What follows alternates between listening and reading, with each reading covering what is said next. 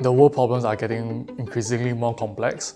So probably we will need design thinking and computational thinking to go hand in hand.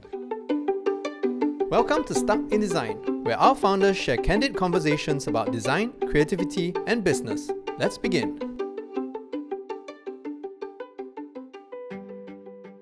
Hey Ben, welcome to the podcast.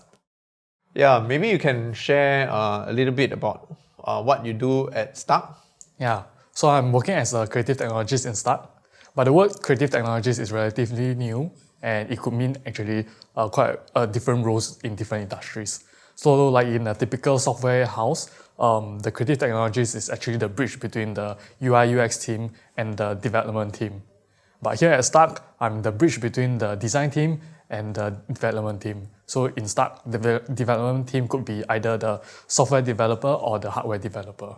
Yeah, I love working in the intersection of these arts and science, and this is where I operate in. All right. So you're like a translator of sorts between these two teams. You mentioned the creative team, which are the kind of designers, and there's the developers, like, and you kind of bridge them both, right? Yep. So sometimes, the developers and the designers, they speak a very different lingo and the jargons that they use. So sometimes I have to step in and be the translator for them. So I have to translate like the UI UX requirements into something that the developers can execute. Could you give a little bit of an example of how you see this playing out, in your role? Okay, so for example, like the designers wish to see a very nice transition between the different pages, but then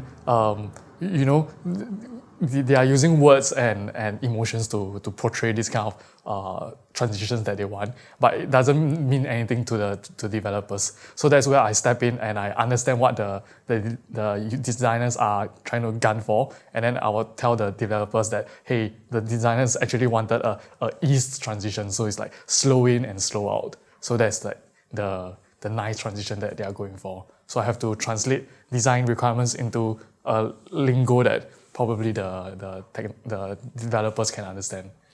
Because they are two very, I would say they are quite different people. Like one thing's in terms of like the arts and the more, is it the human factors, like for designers, and for developers, is it more of numbers and how to get it like done in the software? Yeah. That sort of. So I guess in their head, when they are viewing at the problem, they are looking from different point of view.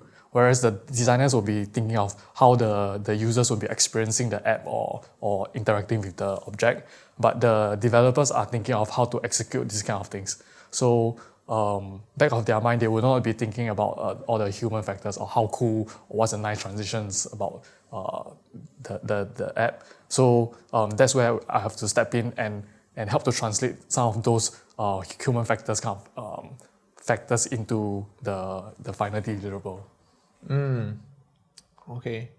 Yeah, but I mean, from my observation, when you work, like, it's not just about just translating, this is what the developer wants, or this is not what the developer is facing, and this is not what the designer wants. That you also seem to like solve the problem or like help to facilitate this solving of the problem. That's right. So sometimes, like for example, the developers will meet a technical roadblock. So, but the designers do not understand like all the database or the schema and these kind of things. They are not so bothered about that kind of technical details. So that's where I have to step in and also understand the problem. And then if I'm able to help debug the problem with the developers, that's good. But if not, I have to translate it back. What does the technical roadblock brings to the experience? Like for example, the users will not be able to, for example, see all their data in one page, for example.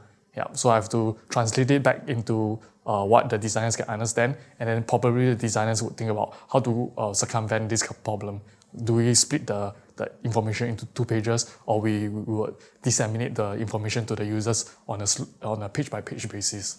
Yeah, it sounds like it's pretty like you need both sides, it seems. That's right. Okay, so maybe you can share a bit about what's the coolest project that you've done here at Stark so far?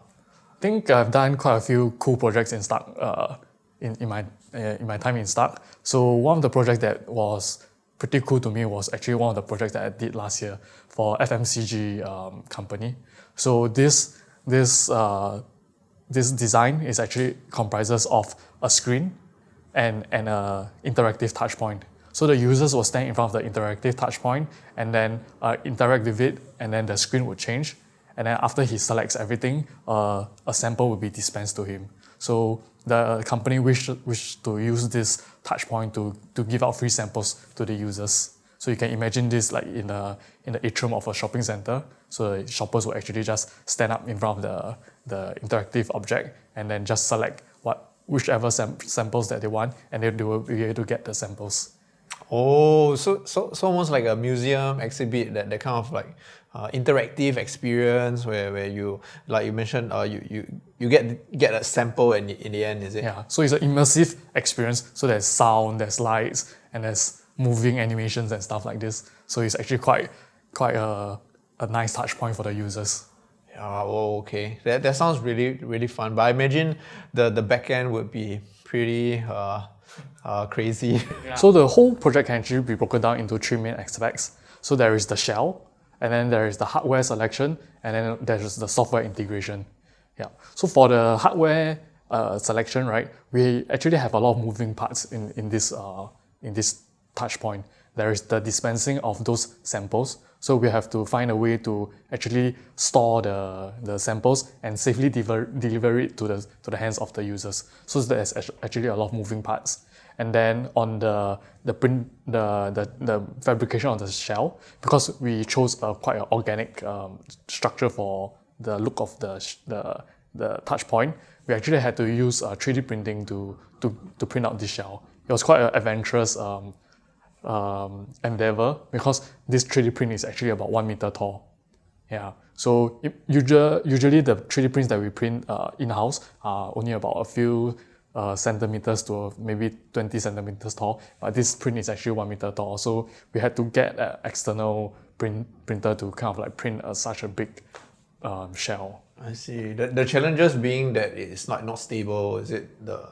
I think the main challenge is because the print is so big, and then which makes it so expensive. So we only want to print it once. Yeah. So in the computer, we had to slice it very finely and go through with the whole team, like where are the wires running, is the hole big enough for the USB head to pass through, sometimes because, for example, if you have a hole that is running across the wires, but you do not account for the head of the USB, we will not be able to track the whole USB through.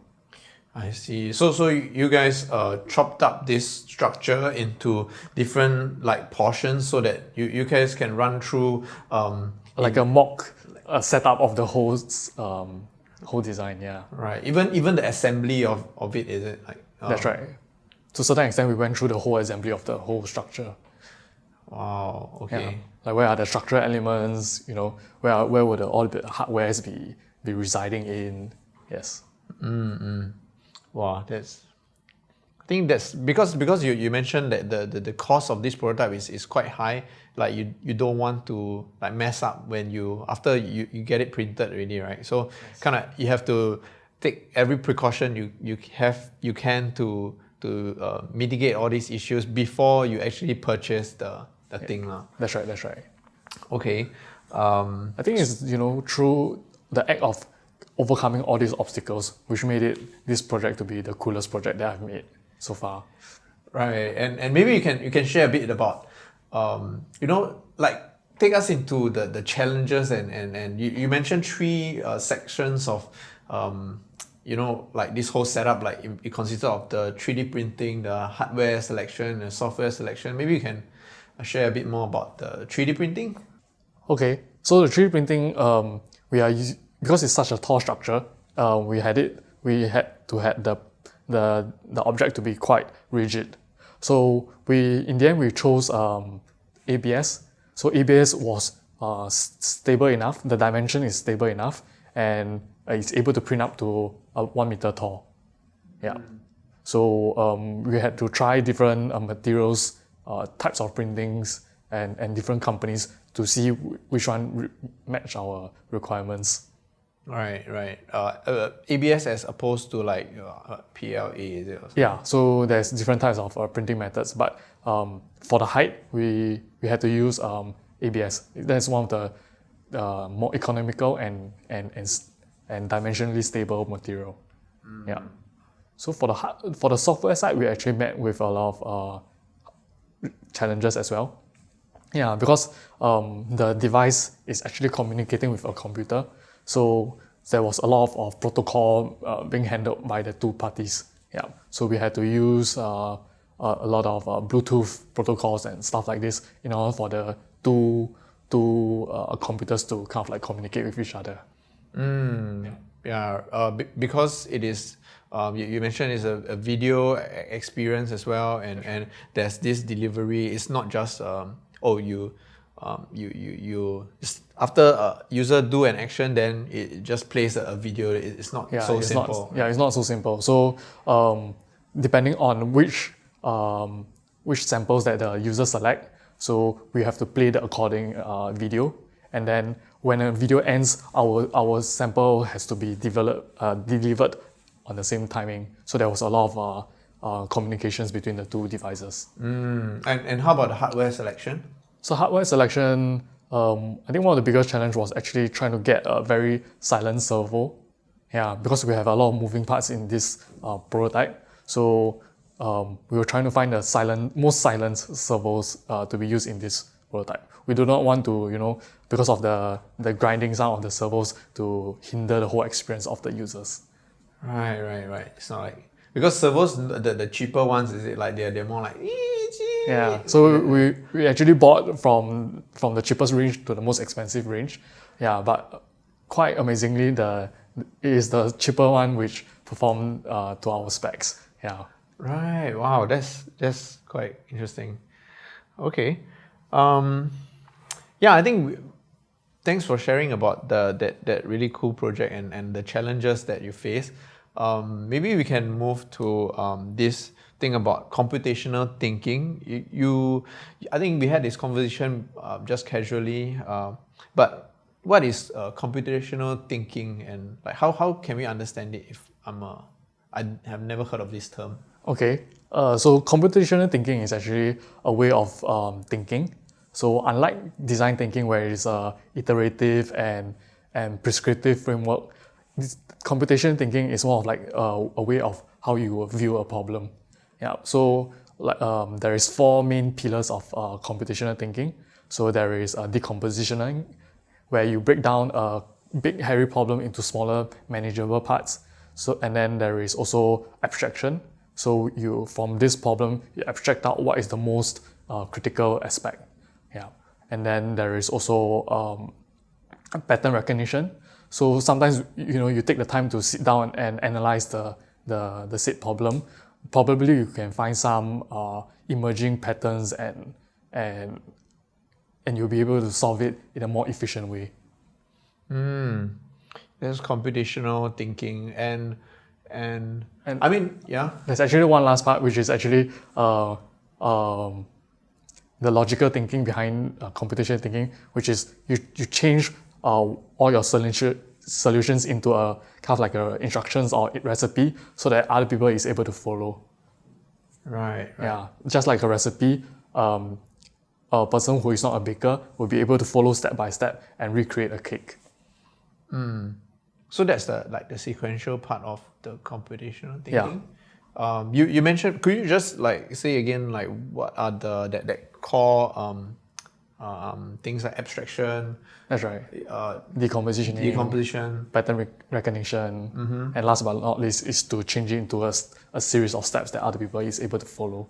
I see. And I mean, I've heard of design thinking, and you're saying that design thinking is not so. It's just different from computational thinking. Could you just share how they are similar or different? Okay. I think computational thinking and design thinking are actually the different sides of the same coin. Yeah, both of them are trying to work towards a innovative solution. Yeah, it's just that, like I mentioned previously, design thinking is more of like a iterative and prescriptive framework where when you're stuck, you know what to do next, and then when you think that the solution doesn't fit your criteria, you can go back to the starting point again and reiterate the whole process. But whereas computational thinking is more of like it's like a principles. So you can view the certain problems from different aspects and try to tease out what is the best way to solve it. Right. Yeah, probably I can give an example to better illustrate what computational thinking is. Okay, yes. There's the numbers 1 to 9. So we will take turns to choose one digit. And then the person who is able to add up to 15 first will be the winner. Okay, Yeah. challenge accepted. Maybe halfway point would be good. 7.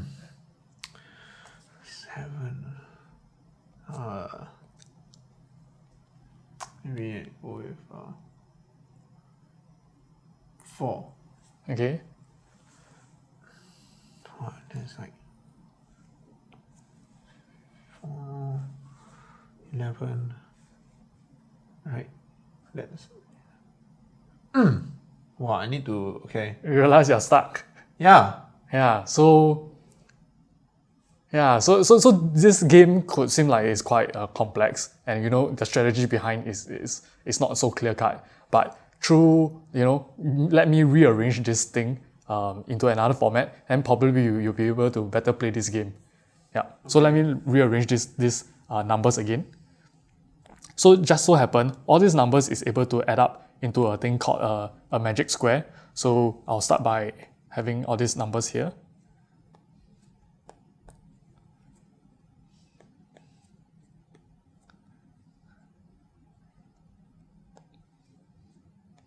Yeah. So this is what I call a magic square. And then shall we play this game again? Okay. Okay. I'm just gonna go with 4. Okay, I'll go with 5 again. 5. I can go with 8. Yeah. I'll go with 3. Okay, you took my 3, so I've got to go with 2. Yeah. And then I'll take the last 7, and I got 15. So Okay. So do you realize? Do you see something interesting about this arrangement, and then how we are playing it? You see, it's like tic-tac-toe. Do you feel like we are playing tic-tac-toe now? Oh, you connected 3 numbers together. Yep. So Yeah, we yeah, are yeah. by rearranging this series of numbers into a square, where each side of this adds up to 15, which is called a magic square, and then we have actually simplified the game into a tic-tac-toe.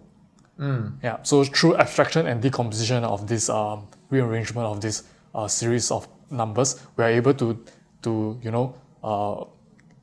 draw the problems into a simpler form where all of us knows the strategy of how to play this game. Wow, that's super mind blowing. I mean, Yeah. so are you saying that if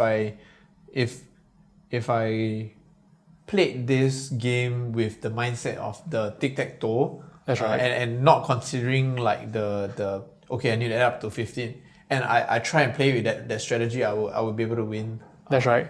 Shall we play again? But this time with your new strategy in mind? Oh yes, please. I don't like losing.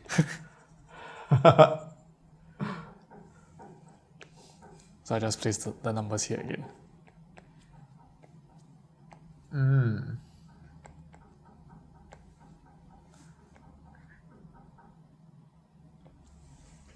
Okay. Okay, you can go first. Oh, so kind of you, sir. You play on top. I'll play on top. Okay. Go with 5 this time. Yeah. Good one. Yeah. I'll go with 9. I think normally I would supposed to play with the 8, because that will be the Yeah. The And, side. you know, the block you, I would be choosing 2. Oh yeah, okay, I see it. Oh no, then you're gonna hit 4, so I should press 4. Can I press 4? You could. 4. Yeah. Okay, so this is where the analogy kind of like break down. But as you can see, the first few steps we have taken are actually taken in the way of the strategy of tic-tac-toe. Yeah. Yeah. So it's quite interesting that we are able to, change this game into something that we are more familiar with. So that is kind of like a application of computational thinking.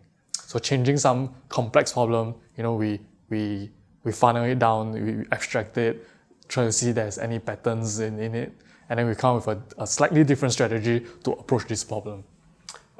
Yes, I'm still in awe of this new strategy. I mean, I wish I could kind of use this tool to see problems in different ways. Maybe you can share more about that later. Yeah.